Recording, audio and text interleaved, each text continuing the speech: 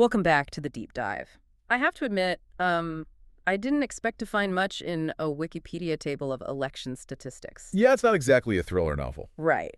But our source material today is just this brilliant example of how raw data can tell a completely compelling story. We are looking at a single digital page, the list of United States Senate elections in Delaware.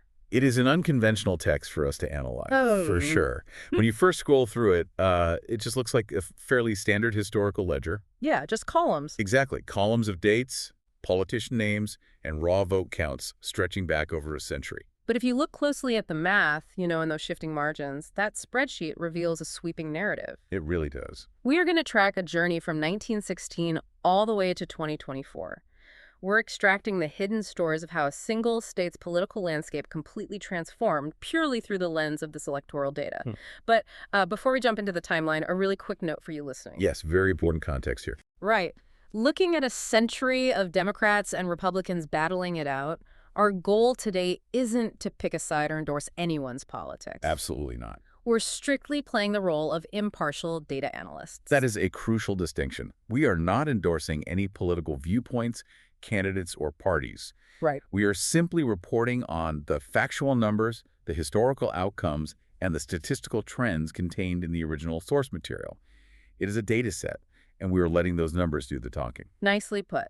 So with that established, we need to set the foundation. Let's do it. The data set doesn't start at the founding of the country. It begins specifically in 1916. Why that year? So the starting line of 1916 represents the first monumental shift we encounter in the text.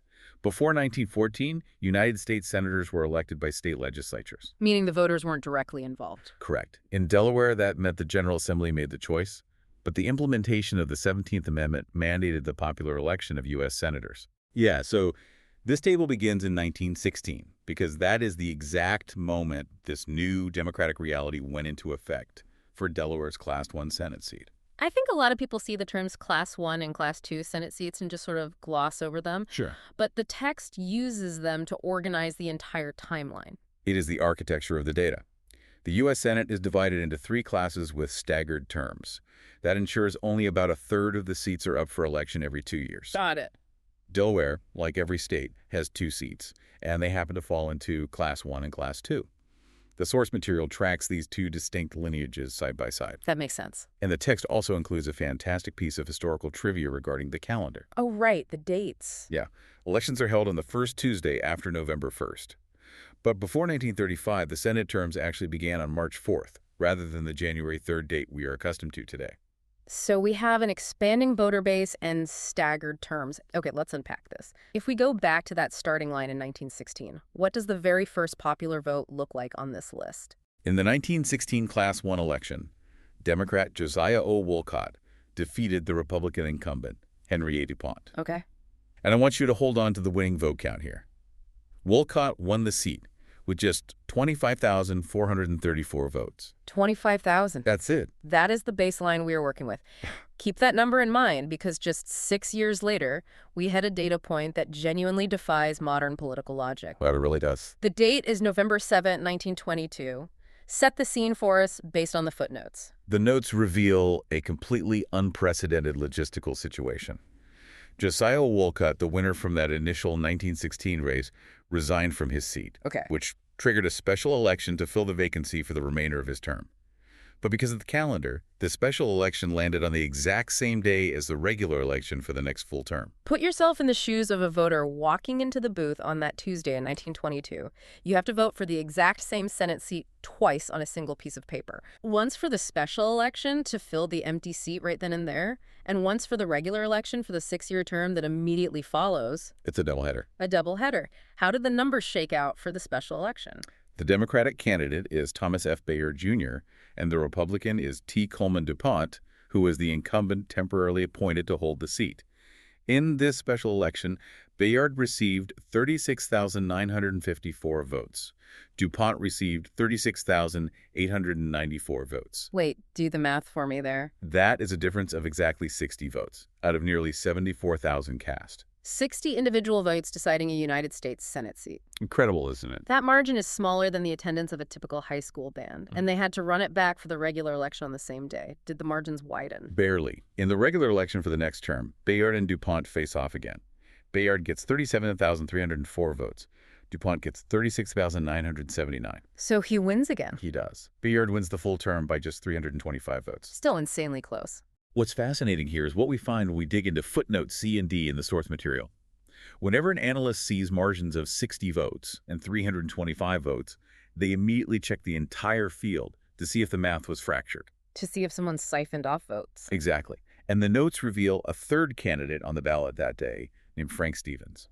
The ultimate spoiler candidate. How many votes did Stevens pull? In the special election, Frank Stevens received 581 votes. In the regular election, he received 608 votes. When an election is decided by 60 votes, a third-party candidate pulling in nearly 600 votes is mathematically explosive. That is almost 10 times the margin of victory. Look at the proportions. A 60-vote margin out of roughly 74,000 total ballots is a difference of less than 0.1%. Meanwhile, Stevens captured nearly 1% of the total vote. Wow. If even a fraction of his supporters had swung to the runner-up, the entire historical outcome for that seat flips. Imagine waiting for those results in 1922. There is no instant digital tabulation. None. They are waiting for literal hand-counted paper ballots to be reported from across the entire state. It is absolute proof, permanently etched into the historical record, that every single individual vote can alter a trajectory. Absolutely. But as we move down the table into the following decades, that era of chaotic, unpredictable nail-biters fades away. It does. The data reveals a completely different pattern emerging by the mid-20th century. We enter an era defined by a profound incumbency advantage. People liked who they had. Right. Delaware voters began demonstrating a statistical propensity for keeping their sitting senators in office for incredibly long stretches of time. We see this trend materialize strongly on the Republican side first. Walk us through the Class 1 seat starting in the 1940s. We find Republican John J. Williams winning his first election in 1946. He secures 4 consecutive elections, 1946, 1952, 1958, and 1964. So that is 24 years of holding the exact same seat. And then he passes the baton to another titan of longevity. Following Williams in that Class 1 seat is Republican William Roth.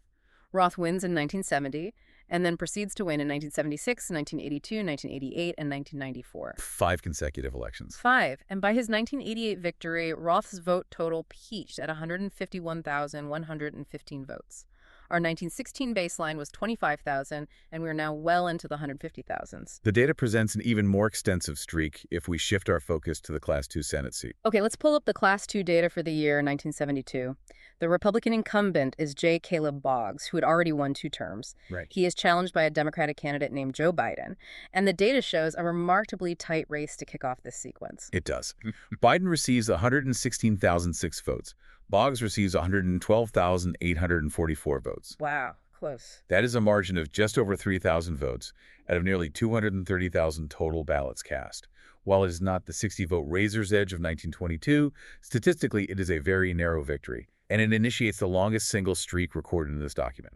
According to the table, Biden wins that seat in 1972 and then successfully defends it in 1978, 1984, 1990, 1996, 2002, and 2008.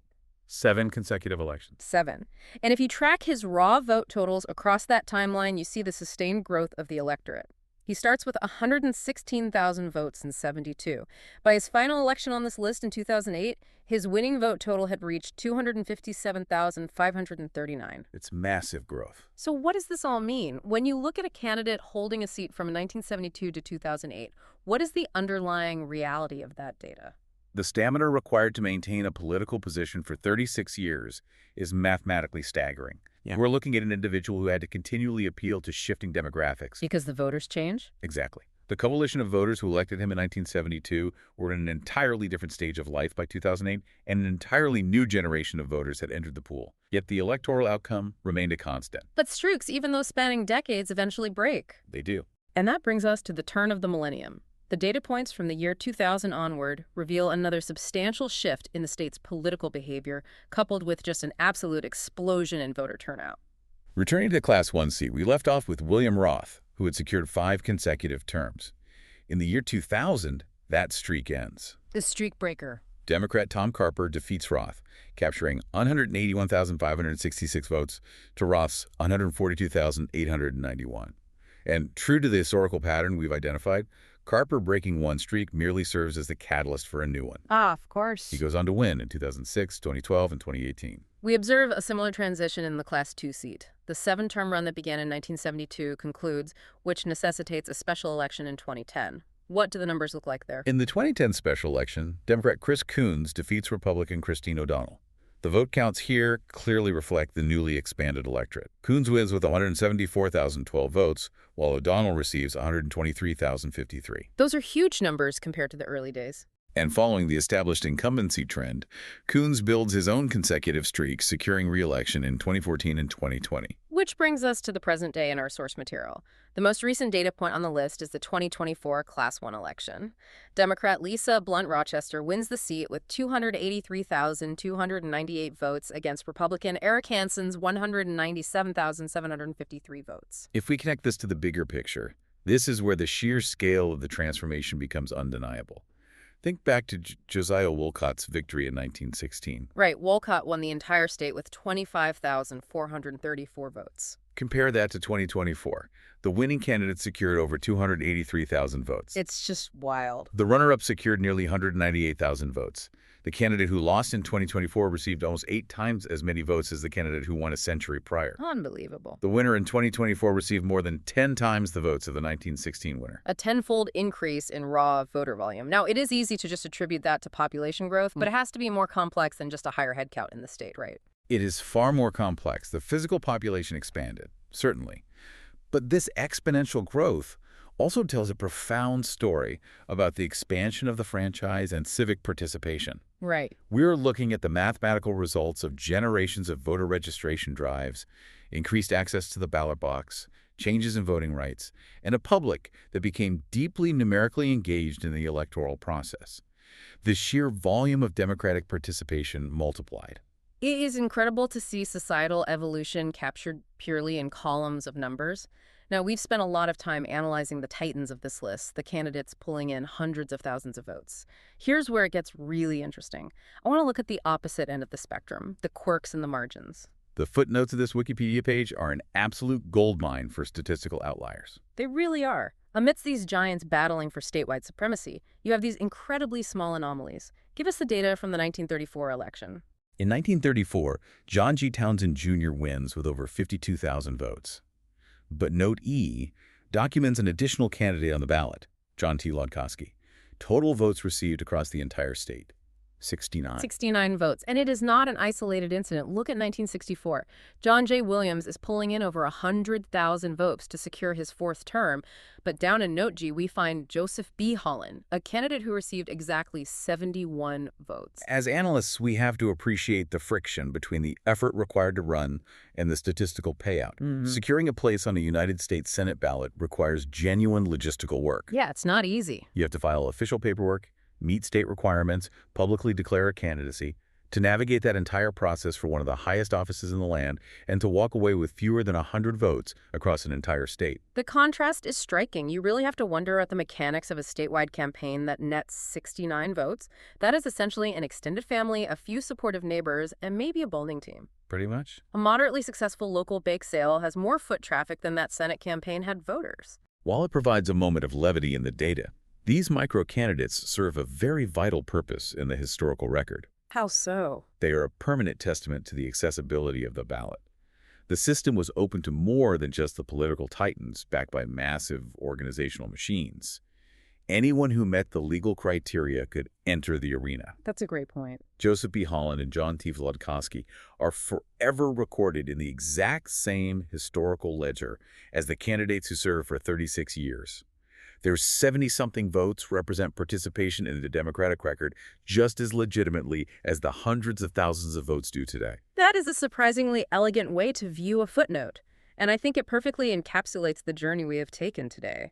We started by looking at a supposedly dry Wikipedia table, just dates, names, and numbers. But as the data revealed, that simple table serves as a remarkably accurate mirror reflecting a changing electorate.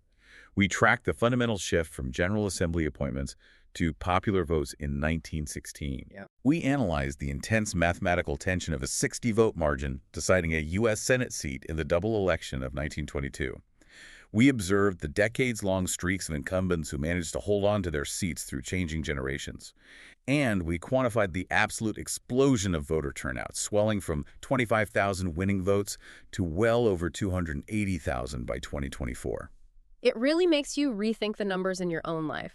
I want you, listening right now, to pull up the raw data from your own local elections. Look at the vote counts for your city council, your mayor, or your own state's representatives. Those raw numbers aren't just trivia. They are telling a specific story about your community's growth, its history, and its shifting values. Sometimes a column of data captures a narrative that words alone just can't articulate. This raises an important question, one that I think is worth dwelling on long after we wrap up today's analysis. It is a question based purely on the extremes of the text we've examined. I love these. Let's hear it.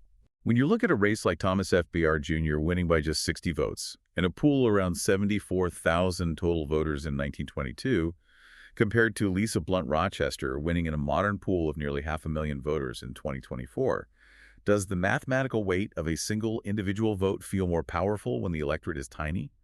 Or does the sheer scale and magnitude of modern turnout make the collective voice of the people more profound? That is a phenomenal thought to end on. Does the power lie in the closeness of the margin or the roar of the crowd? You really can't help but look at the data differently once you start asking those kinds of questions. Well, that is all the time we have for our analysis today. I want to thank you for joining us on this deep dive into the numbers. It's been a fantastic experience unpacking this century of data with you. Remember, whether you're looking at a history book or a seemingly boring spreadsheet, there's always more to learn. See you next time.